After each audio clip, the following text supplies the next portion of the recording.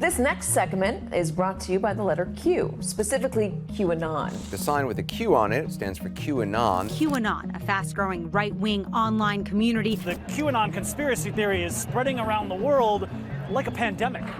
Maak kennis met QAnon. Een verwijzing naar de Q-status die nodig is om toegang te krijgen tot informatie over kernwapens. De boodschap van Q, een wereldwijde elite, de kabal, is de bron van alle kwaad. If a criminal became the president, imagine what they could achieve. They could use the full weight of their executive power to commit much larger crimes. Anything goes. Drug running, human trafficking. En daarbij komt één complottheorie altijd terug. De elite is betrokken bij grootschalig kindermisbruik. Een theorie die allesbehalve onschuldig is. Tonight, a terrifying moment. Authorities say a man with an AR-15 opening fire after police say he showed up at a family pizza joint after reading a fake news story around the election. Edgar Welch saying he was there to investigate a story from the internet that a child abuse ring was being operated there, but the story was completely untrue. What were you doing in the location? Making sure there's nothing there. Regarding pedophile ring.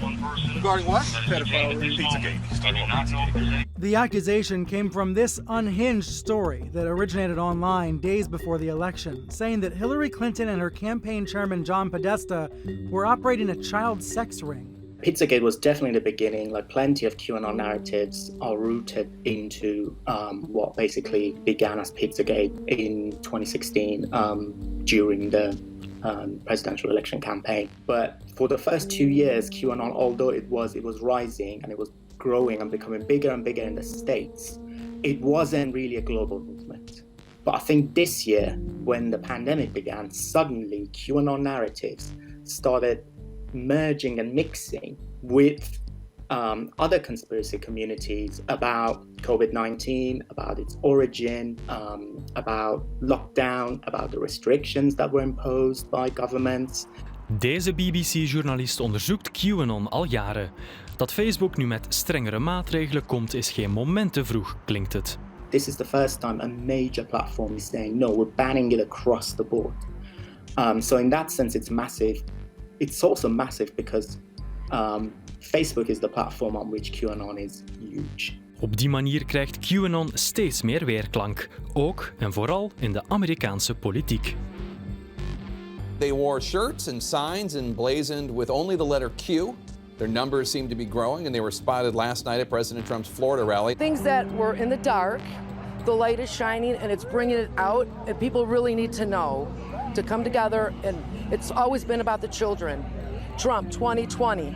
At the crux of the theory is this belief that you are secretly saving the world from this satanic cult of pedophiles and cannibals. Does that sound like something you are behind? Or well, I haven't heard that, but is that supposed to be a bad thing or a good thing? I mean, you know, if I can help save the world from problems, I'm willing to do it. I'm willing to put myself out there. En QAnon krijgt ook in Europa voet aan grond.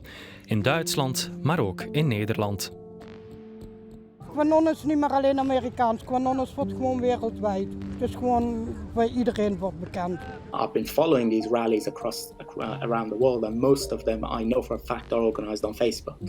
I don't think by any means this is the end of QAnon, but the fact that they've lost a major platform on which they used to congregate and talk about issues and plan, that is massive.